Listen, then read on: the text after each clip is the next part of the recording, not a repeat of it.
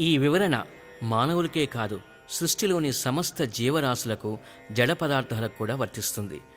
తమకుండే పరిమిత శక్తులతో అవన్నీ ఉనికి జ్ఞాన సుఖాలను పొందటానికి ప్రయత్నం చేస్తూ ఉంటాయని చెప్పవచ్చు. జీవజాలంలో, జియోలాజికల్ స్పీషీస్లో ఇది ప్రస్ఫుటంగా కనిపిస్తుంది. బొటానికల్ స్పీసీస్ అన్నీ ఈ ప్రయత్నం చేస్తాయని సైంటిస్టులు కనిపెట్టారు. జడాలలో ఇదెలా జరుగుతుందో చూద్దాం. అణువులు, పరమాణువులు, ప్రాథమిక కణాలు మొదలగు సృష్టిలోని అన్ని వస్తువులు స్పందనలు చేస్తాయని చూశాం. యాదేవి సర్వభూతేషు చేతనేత్య విధీయతే దుర్గా సప్తశతి. స్పందన చేసే ఏ వస్తువైనా బాహ్య బలానికి లోనవుతున్నది. స్పందన చేయటం, బాహ్య బలానికి లోను కావటం ఏ పదార్థానికైనా దుఃఖస్థితి.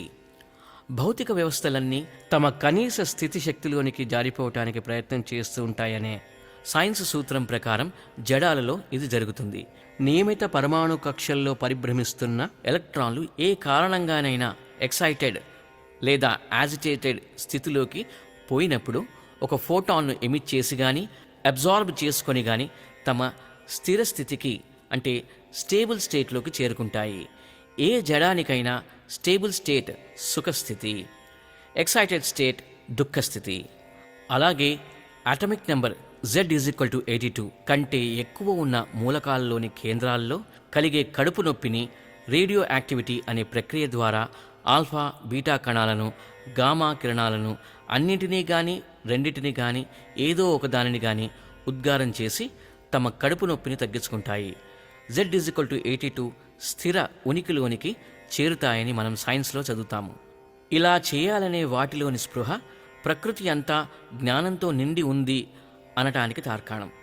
నియమిత పద్ధతి నుంచి స్వేచ్ఛాయుత పద్ధతిలోనికి ప్రకృతిలోని అన్ని పదార్థాలు చివరకు ప్రకృతి కూడా జారటానికే ప్రయత్నిస్తుందని మనం చూశాం. ఈ విషయాన్ని దుర్గా సప్తశతి అధ్యాయం 1 నుండి 51 శ్లోకాలలో ఋషి నిర్ధారణ చేస్తాడు. జ్ఞానిస్సర్వే పశుపక్షి మృగాదయః. పశుపక్షి మృగాదులన్నీయు జ్ఞానవంతములైనవి. ఆదయః మొదలగునవి అనే పదంలో మృగాల కన్నా ఉత్తమ కక్షలోని మానవులు, ఉపదేవతలు, దేవతలు అందరూ వస్తారు. సర్వే శబ్దంలో పశు కక్ష కంటే నిమ్న కక్షలోని సరీసృప కీటకాదులు, వీటికంటే తక్కువ స్థాయిలోని జడ పదార్థాలు కూడా వస్తాయి. ఉపాధులను బట్టి జ్ఞానస్థాయిలో హెచ్చుతగ్గులు కలుగుతున్నాయి. కొన్ని క్రమంగా పెంచుకుంటున్నాయి కూడా. ఇలా సర్వ పదార్థాల్లో వసిస్తున్న జ్ఞానం, ప్రకాశం దేవుడు కాబట్టే సబల బ్రహ్మమును వాసుదేవుడని పిలిచారు. ఎంత పెంచుకున్నా 100% పూర్ణ జ్ఞానం మానవుల కంటే తక్కువ కక్షలోని వస్తువులు పొందజాలవు. మానవుల నుంచి పై స్థాయిలోని వారు దీని కొరకు ప్రయత్నించవచ్చు, సాధించవచ్చు కూడా. అలా సాధించిన 100% జ్ఞానం స్థిరమైనది, అచలం, వికారరహితం, నిరపేక్షికం, నిరుపాధికం. ఇలా 100% కాని జ్ఞానం ఉపాధి సహితం, వికారాస్పదము, ఇతర వస్తు సాపేక్షము. 100% జ్ఞానాన్ని మనం బ్రహ్మముగా నిర్వచించాం. ప్రయత్నం చేయటం అనేది జడ వస్తుల స్వభావం కాదు, చైతన్య వస్తు స్వభావం. ప్రకృతిలోని జడ స్వరూపాలు కూడా తమ కనీస స్థితి శక్తిలోనికి కానీ కనీస గతిశక్తిలోనికి కానీ రావటానికి ప్రయత్నం చేస్తున్నాయంటే వాటన్నిటికీ ఎంతో కొంత చైతన్యం ఉంది. ఈ చైతన్యమే భగవంతుడు అన్నాము. కాబట్టి సృష్టి అంతా భగవత్ స్వరూపమే అని దృఢపడుతోంది. కాకపోతే సృష్టిలోని ఏ వస్తువు భగవంతునిలాగా పూర్ణ 100% చైతన్యం, జ్ఞానవంతం కాదు.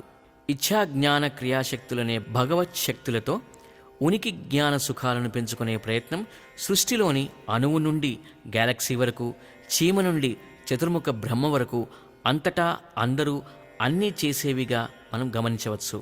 అంటే అందరూ అన్నీ భగవంతుని వైపే తమ ప్రయాణం సాగిస్తున్నారు.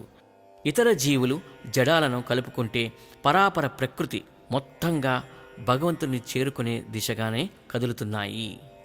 Dynamic universe is running towards equilibrium which is its state of rest when it comes to an end, that is dissolution. భగవంతుడు 100% ఉనికి జ్ఞానానంద స్వరూపుడైతే జగత్తులోని మానవుల్లో మినీ అంశాలుగా, ఇతర జీవుల్లో మైక్రో అంశాలుగా, జడాల్లో నానో అంశాలుగా ఇవి కామన్ లక్షణాలుగా ఉన్నాయని నిర్ధారణ అవుతోంది.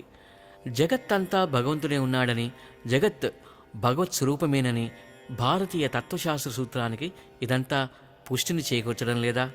మానవుల సంగతి చూస్తే అందరూ ఈ ప్రయత్నంలో ఉన్నవారే కదా. అందుకే జిల్లేళ్లముడి అమ్మ అందరికీ సుగతే అంటారు. ఏ వస్తువైనా కదలికలు ప్రకంపనలు చేస్తున్నదంటే దానిమీద బాహ్యబలం, మోటివ్ ఫోర్స్ పనిచేసి దాన్ని ఒత్తిడికి గురి చేస్తున్నదన్నమాట. న్యూటన్ గారి మొదటి గమన సూత్రం ఇది. ఆ వస్తువుకు ఏమాత్రం సుఖస్థితి కాదు. బాహ్యబలం ఏదీ దానిమీద పనిచేయకపోవడమే దానికి సుఖస్థితి. జగత్తంతా ఎల్లవేళలా డైనమిక్ ఈక్విలిబ్రియంలో ఉందంటే అది దాని కనీస సుఖస్థాన స్థితియే గాని పరమ సుఖస్థితి కాదు. డైనమిక్గా ఉన్న జగత్తెప్పటికీ దాని పరమ సుఖస్థానంలో ఉండజాలదు, ఒక్క లయకాలంలో తప్ప. అది తాత్కాలికంగానే అది పునరావృత్తమవుతుంది. ఒక్క మానవుని మనస్సు మాత్రం జాగ్రత్త స్వప్నాలలో ప్రకంపనలతో టెన్షన్లో ఉన్న గాఢ నిద్రలో దాని ప్రకంపనలు ఆగిపోతున్నవి. అందుకే నిద్ర మానవునికి అబ్సల్యూట్ సుఖస్థితి. దీన్ని మనం రోజువారీగా జరిగే నిత్య ప్రళయం అన్నాము. కానీ ఇది తాత్కాలికమే. మెలకువలో ఉండగా మనస్సు ప్రకంపనలను అరికట్టగలిగితే అప్పటి పరిస్థితిని ఊహించండి. జగత్తు ఉనికి తాత్కాలికం. తాత్కాలికమైన జగత్తులోని వస్తువుల ఉనికి కూడా తాత్కాలికం. తాత్కాలిక వస్తువులో నుంచి తాత్కాలిక ఉనికిలో ఉన్న వస్తువే రాగలదు కానీ పర్మనెంట్ ఉనికి గల వస్తువు రాజాలదు. కాబట్టి జగత్తు కూడా తాత్కాలిక ఉనికి కలిగిన వస్తువు నుండి రాజాలదు అనటమే యుక్తియుక్తం. ఏ పర్మనెంట్ వస్తువు నుండి జగత్తు వచ్చిందో అదే బ్రహ్మము. దీనినే సత్యస్య సత్యం అని శాస్త్రవచనం. సాపేక్ష నిజాలన్నిటికీ అతీతమైన శాశ్వత పరమసత్యం అబ్సల్యూట్ ట్రూత్. లేదంటే తాత్కాలిక ఉనికి కలిగిన జగత్తు దానిలోని పదార్థాల కంటే పరమ ఉనికి అబ్సల్యూట్ లేదా పర్మనెంట్ లేదా ఎగ్జిస్టెన్స్ కలిగినది బ్రహ్మము. దీన్నే జగత్తు యొక్క పరమార్థం అంటాము. పరమార్థం అంటే ఏ మత సంబంధం, జగత్తుతో సంబంధం లేనిది. Absolute truth that is irreligious and unrelated to the existence or non existence of the universe. Religion should lead one to truth. Religion itself is not truth. ఇదంతా ప్రకృతి సహజంగా నెమ్మదిగా పరిణామ క్రమ పద్ధతిలో డార్విన్ గారి సిద్ధాంతాన్ని అనుసరించి కాలానుగుణంగా జరుగుతున్నది అనటానికి తార్కాణం. ఇలా పరిణమిస్తూ మానవ దశలోకి వచ్చిన వ్యక్తి నేను కూడా ఈ పద్ధతిలోనే నెమ్మదిగా సహజ పద్ధతిలో ప్రయాణం చేసి పూర్ణత్వాన్ని సాధిస్తాను కదా అని సంతృప్తి చెంది ప్రాపంచిక సుఖ లాలసలో చిక్కుకుంటే నెగటివ్ పరిణామానికి లోనై తిరిగి జంతు దశలోకి పరిణమించే అవకాశం మెండుగా ఉంది. ఇలా సంతృప్తి చెందడం జడ జంతు స్వభావంగానే పరిగణించాలి. మానవులు పరిణామాన్ని వేగవంతం చేసుకొని తమ జ్ఞానాన్ని సాధ్యమైతే 100% వరకు, లేదంటే సాధ్యమైనంత ఉన్నత దశలోకి చేరటానికి తమ జ్ఞానంతో నాగరికతను, సంస్కారాన్ని పెంచుకొనగల సదుపాయాలను అనేక మిలీనియంల నుండి ఏర్పరచుకొని ఉన్నారు. ప్రాచీన కాలంలో విశ్వవిద్యాలయాలు, గురుకుల కేంద్రాలు, ఈ కాలంలోని యూనివర్సిటీలు, కాలేజీలు, ఇతర శిక్షణా కేంద్రాలు తామర తంపరలుగా ఉనికిలోకి వచ్చినవి. ఇతర జీవులు తమ ఉనికిని కాపాడుకోవటానికి భగవంతుడు వారికిచ్చిన శరీర నిర్మాణము, కొండలు, గుహలు, వృక్షాలు, అరణ్యాలు, నదులు, సముద్రాలు మొదలగునవి తప్ప ఏవీ లేవు. మానవులు రాళ్ళు, కర్రలు, కొమ్మలతో మొదలుపెట్టి బళ్ళాలు, కత్తులు, తుపాకులు, AK-47లు, అణుబాంబుల వరకు సర్వాయుధాలను తమ జ్ఞానంతో ఏర్పరచుకున్నారు. గాని అవన్నీ మొత్తం మానవాళి ప్రకృతి ఉనికిని కాపాడటానికి ఏ విధంగా ఉపయోగిస్తాయి అనే విషయాన్ని గ్రహించలేని స్థితిలో ఉన్నారు. వీటన్నిటి మధ్య ఎంత సుఖంగా తమ ఉనికి సాగుతున్నదో అందరికీ తెలిసిన విషయమే. ఇక్కడే తత్వశాస్త్రం రంగప్రవేశం చేసి జ్ఞానాన్ని, తద్వారా ఉనికి సుఖాలను పెంచుకోవటానికి, మానవులు సంస్కారవంత జీవులుగా జీవించటానికి మానవ జన్మ తప్ప ఇంకా ఏ ఉపాధి పనికిరాదని, ఈ శరీరంలో ఉండగానే భగవంతుని దిశగా చేసే ప్రయాణ వేగాన్ని వృద్ధిపరుచుకోవాలని, వీలుంటే ఇక్కడే 100% జ్ఞానాన్ని పొందాలని, అలా పొందగలరని ఆశ్వాసన చేస్తూ అలా చేయని మానవ జన్మ వృధా అని కూడా ప్రబోధిస్తున్నది. ఉత్తిష్టత, జాగ్రత్త, ప్రాప్య వరాన్ని బోధత అని హెచ్చరిస్తున్నది. జ్ఞానాభివృద్ధికి చేయవలసిన సాధనలే ఉనికి సుఖాల వృద్ధిని కూడా సాధించి పెడతాయనే సూత్రాన్ని కూడా మనకు తత్వశాస్త్రమే అందించింది. ఆహార విహారాలు, యోగాసన, ధ్యానాది ప్రక్రియలతో కూడిన నియమబద్ధ జీవితం, మనోచాంచల్యాన్ని అరికట్టే విధానాలు, సాంఘిక జీవన సూత్రాలు అన్ని మతాల్లో కనిపిస్తాయి, కానీ ఆచరణలో కనిపించవు. దీనివల్ల మానవులు ఏ కొద్దిమందో భౌతిక ప్రపంచ సంబంధాలు మానసికంగానైనా తెంచుకొని తమ జ్ఞానాభివృద్ధి కోసం వారి పాట్లు వారు పడుతున్నారు. మిగతా వారంతా భగవంతుని దిశగా కాక వారికి తెలియకనే మానవ దశ నుంచి జంతు దిశగా ప్రయాణిస్తున్నవారు. ఇప్పుడు వచ్చిన మానవ జన్మ సార్థకం చేసుకొని అభివృద్ధిపరుచుకొని కొన్ని మానవ జన్మలు తమ సాధనల ద్వారా సంపాదించుకొని ప్రస్తుత సృష్టి అంతమయ్యేలోపు 100% జ్ఞానాన్ని పొందినవారు మరుసటి సృష్టిలోకి రారు. వారు ఉనికి అనే జగన్నాటకంలో ఇక ఏమాత్రం పాత్రధారులు కాక దానికతీతంగా ఉండి దానిని సాక్షిగా దర్శించే ఆత్మస్వరూపులు అవుతారు. వీరికి జగత్తుతో గాని దాని వృద్ధిక్షేలతో గాని సంబంధం ఉండదు. 100% ఉనికి జ్ఞాన ఆనందాలతో విరాజిల్లే శాశ్వత బ్రహ్మస్వరూపులు. ఇతర జీవులలో సంతానం కలిగిన తరువాత వాటి ఉనికిని కాపాడి ఆహార సంపాదన లాంటి సుఖాలను పొందే జ్ఞానాన్ని తర్ఫీదు ఇచ్చి 1-2 నెలల్లోపు వాటిని వదిలేస్తాయి. తరువాత ఎవరికి వారే యమునా తీరే. మానవుల్లో సంతానాన్ని 20-25 సంవత్సరాలు వచ్చే వరకు అన్ని జాగ్రత్తలు తీసుకొని వారి ఉనికి జ్ఞాన సంతోషాలకు తామే బాధ్యత వహిస్తూ పెంచుతారు తల్లిదండ్రులు, ఇతర పెద్దలైన బంధువులు. అటు తరువాత వ్యక్తి సంపాదించిన డిగ్రీలు, స్కిల్స్ మొదలగు వాటి సహాయంతో రెజ్యూమ్ తయారు చేసుకొని రాష్ట్ర కేంద్ర సర్కారులు, ఇతర పెద్ద కంపెనీలు, ఫ్యాక్టరీలు ఇవన్నీ లాంగ్ స్టాండింగ్ ఎస్టాబ్లిష్డ్ కాబట్టి ఎవరైతే నీకున్న జ్ఞానాన్ని ఉపయోగించుకొని నీకు సరైన ప్యాకేజీ ఇచ్చి నీ ఉనికికి ఉద్యోగ సుఖానికి గ్యారంటీ ఇవ్వగలరో ఆ ఉద్యోగాలను వెతుక్కుంటారు. బతిమాలి బామాలి బెదిరించైనా సంపాదిస్తారు.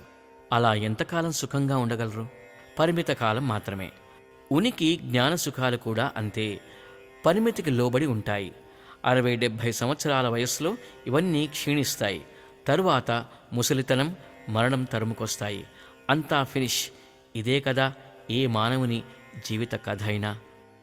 రావు గారు: అంతేగా మరి, అంతకంటే ఇంకేముంది? శాస్త్రి గారు: నేనిప్పుడు నీకు ఒక పెద్ద ఆయన నడిపించే కంపెనీ సీఈఓను పరిచయం చేస్తాను. ఇది సృష్టి మొదలైన దగ్గర నుంచి విజయవంతంగా నడుస్తున్నది. ఆయన దగ్గర కొలువులో చేరి ఆయన్ని కాకాపట్టి మెప్పిస్తే నీ ఉనికి జ్ఞానసుఖాలను అనంతంగా పెంచి మరణమే లేకుండా నీ ఉనికిని, ఏ జ్ఞానం కావాలంటే ఆ జ్ఞానాన్ని, ఏ దుఃఖమూ లేని శాశ్వత సుఖాన్ని ఇస్తాడు. అంతకుముందే కంపెనీలో చేరగానే అవి సంపాదించడానికి కావలసిన ఇచ్ఛా జ్ఞాన క్రియాశక్తులను కూడా అనంతంగా ఇస్తాడు. ఇలాంటి కంపెనీలో చేరి ఇవన్నీ పొందటం నీకిష్టమేనా? సృష్టి ఉన్నంతకాలమే కాదు, సృష్టి లేకపోయినా ఈ సదుపాయాలన్నీ నీకు రిటైర్మెంట్ బెనిఫిట్స్గా లభిస్తాయి. అంటే శాశ్వత ఉనికి, శాశ్వత సంపూర్ణ జ్ఞానము, నాలెడ్జ్ ఈజ్ బ్లిస్. కాబట్టి శాశ్వత ఆనందము, వీటితో పాటు నాలెడ్జ్ ఈజ్ పవర్. కాబట్టి శాశ్వత సంపూర్ణ అనంత శక్తి, ఇవన్నీ నీకు దొరికేవి. వీటిని ఆమ్నిప్రెజెంట్, ఆమ్నిసెంట్, ఆమ్నిబ్లిస్, ఆమ్నిపొటెంటులుగా చెప్తాము. రావు గారు: ఇంతకీ ఎవరా పెద్దాయన? ఏమా కథ? శాస్త్రి గారు: ఆయనెవరో నీవింకా ఊహించలేదా? ఆయనే బ్రహ్మము అని వేదాంతాల్లో ప్రసిద్ధుడు. సచ్చిత్ ఆనందాలు ఆయన స్వరూపము. స్వరూపమంటే అదే ఆయన. మూడూ కలిసి ఒకే స్వరూపమని చెప్పాం కదా. ఇప్పుడు ఆయనను అనంత జ్ఞాన స్వరూపుడు అని నిర్వచించవచ్చు. చిత్ స్వరూపం అంటే ప్యూర్ కాన్షియస్నెస్ ఆర్ అవేర్నెస్. దీన్నే మూడుగా చూపించినప్పుడు సచ్చిదానంద స్వరూపుడు, బ్రహ్మము అనవచ్చు. ఈ రెండు బ్రహ్మమునకు ఇచ్చిన నిర్వచనం నంబర్ 1తో ఏకీభవిస్తాయి. బ్రహ్మమును ప్రైమార్డియల్ బీయింగ్ అనవచ్చు. ఈయనకు గల ఇచ్ఛాజ్ఞాన క్రియాశక్తులు మూడింటినీ కలిసి పరాశక్తి, ప్రైమార్డియల్ ఎనర్జీ అంటాము. శక్తిని ఉపయోగించి, అంటే బిగ్ బ్యాంగ్ శక్తిని సృష్టి లేని సమయంలో ఇతడు సదాశివుడు. బిగ్ బ్యాంగ్ విస్ఫోటన ద్వారా విడుదలైన శక్తిని ఉపయోగించుకొని సృష్టిని ప్రారంభించేసిన వానిని నారాయణుడు లేదా ఈశ్వరుడు అని సాంకేతికంగా మనం పేర్కొంటాము. పరాశక్తిని సదాశివుని భార్యగా, నారాయణునికి సోదరిగా చెబుతాము. అంటే జగత్తు సదాశివుడు మాయాశక్తి లేదా పరాశక్తిని పెట్టుబడిగా పెట్టి నారాయణుణ్ణి సీఈఓగా నియమించుకొని నడిపే ఒక బృహత్ కంపెనీ, మల్టీ గ్యాలక్సిల్ కంపెనీగా పేర్కొనవచ్చు. శివుడు ఒక బైరాగి. శక్తి, ఆస్తి, ధనమంతా పర్వతరాజ పుత్రి అయిన పార్వతీదేవిది. ఎన్ఫోర్స్మెంట్ డైరెక్టరేట్, ఇన్కమ్ ట్యాక్స్, గూండాలు, రాక్షసుల బాధ భరించలేక మాయాశక్తి తన దగ్గర ఉన్నట్లు తెలియక, ఆ శక్తిని ఉపయోగించే కుయుక్తులు తెలియక జగత్ సృష్టి పాలన, సంహార వ్యవహారాలను అక్కాతమ్ముళ్ళైన నారాయణి, నారాయణులకు వదిలి ఏ బాదరబందీ లేక ఎల్లప్పుడూ సమాధి స్థితిలో ఆనందంలో ఉండేవాడు భోలాశంకరుడు. ఇతనిని సృష్టి స్థితి లయలతో గాని, దాని నియామక పోషణాదులతో గాని సంబంధం లేని బ్రహ్మముగా చెబుతాము. మాయాశక్తితో కలిసి సృష్టి స్థితిలయల బాధ్యతను నిర్వహించే నారాయణుణ్ణి ఈశ్వరుడు లేక భగవంతుడు అంటాము. సృష్టి పాలన, నిర్వహణ, సంహారాలకు అవసరమైన అనేక ఇతర శక్తులను నారాయణుడు చతుర్ముఖ బ్రహ్మ ద్వారా నియమించుకుంటాడు. ఇలా నియమించుకున్న ఆఫీసర్లు, డిపార్ట్మెంట్ హెడ్స్ను దేవతలంటాము. ఈ వివరాలు తెలియని వారు గందరగోళంలో పడిపోతారు. ఇంతమంది దేవుళ్ళా అని ఆశ్చర్యపోతూ ఉంటారు.